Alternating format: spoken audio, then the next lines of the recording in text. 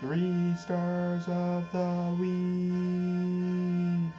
All right, so I guess I'm gonna kick things off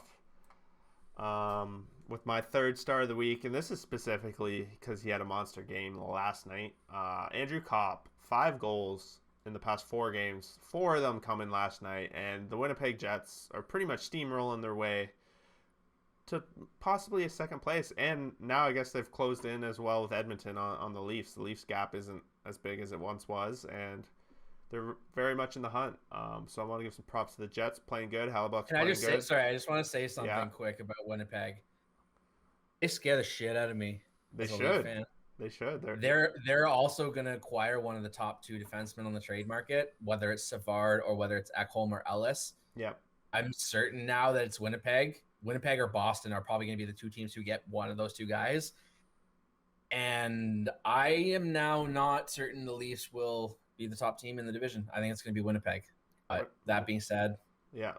No, I want to give just props wanted to to say Winnipeg that. too, and that Andrew Kopp just Yeah. coming off that game, and Hellebuck, I could easily maybe give it to him. He's had 2 monster games back to back now, but yeah, he's my third star in Winnipeg. Scary. They're definitely someone to be talking about, and we'll probably be talking about a lot more coming up in the next couple podcasts. All right, so for like my second first star, it's like a combination, and I know you picked up one of these players too. Like all around, the Colorado Avalanche have been on a tear, but and before I give it into it, they do need a backup goalie. So my second star I gave to Nathan McKinnon, 10 points, 4 goals. 3 of the games of the past 4 games were 3-point games. So he got 9 points in 3 games, which is pretty insane.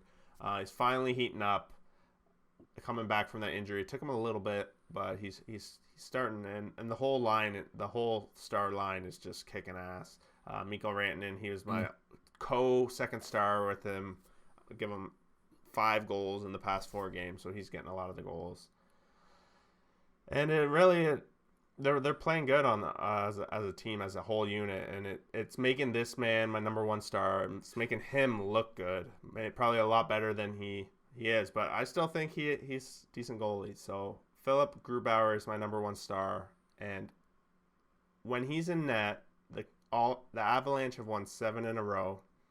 He's gotten 2 shutouts. One of the games he came in relief because the backup goalie was getting slaughtered.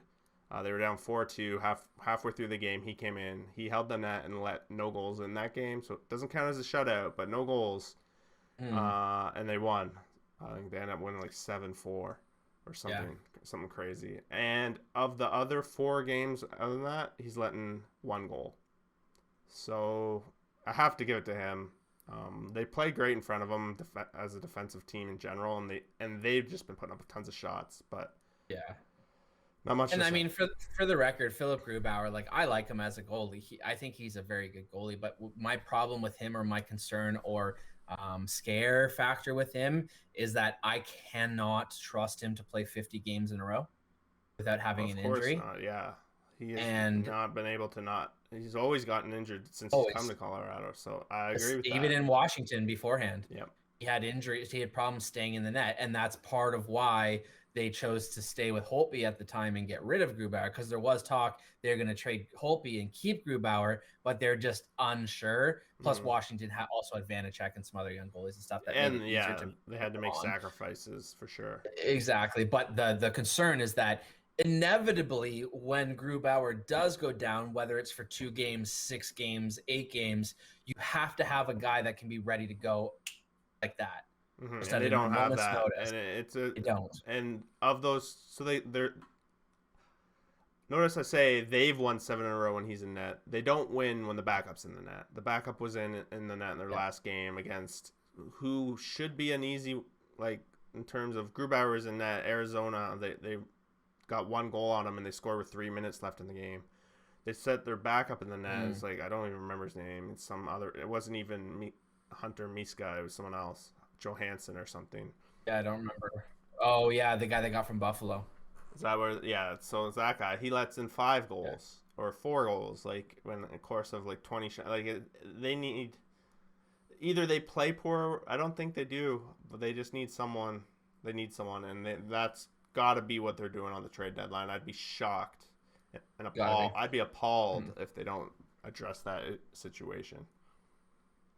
And I'm sure they have confidence in Francouz or Francouz coming back, but you can't depend on that. Like, you got to use that as the lotto ticket. You got to have Grubauer plus guy X with Francouz coming back. And then if Grubauer gets hurt, then you have this guy X plus Francouz when he comes back, and you're still fine. If Colorado doesn't address this for the second year in a row, which again, I said, I think that cost them last year.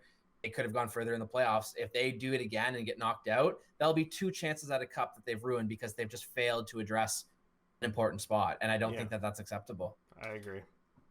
Totally agree. We'll see where that goes. But Colorado's heating up right now, and it scares the freaking shit out of me. I think they're going to be dynamic as hell here on out. Yeah, totally. As a Vegas fan, it's not fun to watch, but also as a fantasy owner of 3 Colorado on my main team, I like it.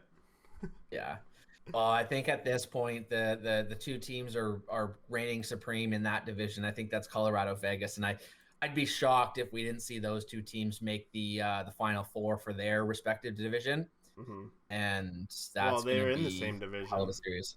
Oh yeah. That's what I'm saying is that they probably won't play each other first round, right? So they'll probably face. They'll probably be the winners in first round and then face off for that division. But yeah, they look good. I mean, I have one of them too, but we'll get there. The first star I have, or third star I should say, is Philip Gustafson.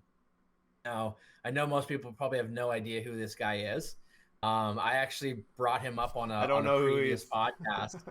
Yeah, I brought him up on a previous podcast, I think 3 or 4 ago. I don't remember exactly why I brought him up, but I did bring him up just about a potential future guy. I mean, Ottawa's like 6 down their depth chart on their goalies. So at this point, they're just trying to put a guy in that's under contract, right? Yeah. So unfortunately, it's this kid. This kid's got huge potential. He was the Swedish junior goalie for the last 2 years. I don't know if he paid a whole close attention to the juniors tournament, but Sweden's been one of the powerhouses, and he has been one of the reasons why. He's big, he's athletic, he's strong.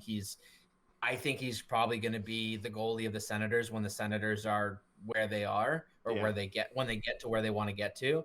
Obviously, it's way too early, but I just think he deserves credit because he went 2-0 with a 1.01 goals against and a 969 save percentage for the Ottawa Senators.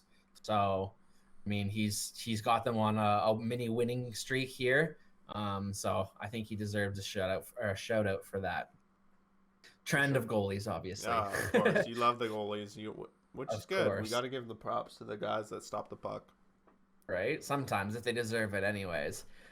Second star, I actually wasn't going to give it to him, but then when I realized the stats he's put up, I don't think it would have done any justice if neither of us mentioned it. Yeah. And we just sat here and drooled over Colorado all night. But UC Saros, 3 games, .067 goals against, 2 wins, overtime loss, or might have been shootout, but one of them, and a 983 save percentage. Nashville can't really score these days, so he's just trying to do what he can. Yep. I don't think he's going to make another appearance in the 3 stars again, but hey, anybody can have one moment in the sun. Exactly. So the first star is the other guy we can drool over Colorado with, and that's Gabrielle Landiskog. 3 goals, 6 points, 3 power play points in the last 3 games. Not as hot as McKinnon, but still putting up points. He's more their leader kind of in the change room, and he's the guy, but he's not necessarily the guy in the fantasy world or the production world. But he definitely deserves the props. Seems like he's been in Colorado forever, and it seems like when he first came in the league, everyone's like, this is the leader of all leaders, and then he just disappeared for a couple years. I think part of it had to do with some injuries and whatnot, but something tells me that he is going to be a monster in the playoffs this year. I think if Colorado goes to the Cup, I think Landeskog could be the reason why. Obviously, McKinnon is up too, but I think he could be the guy that really. That's good. Yeah, he brings so much to that team. But that concludes our 3 stars. Congratulations to all the participants.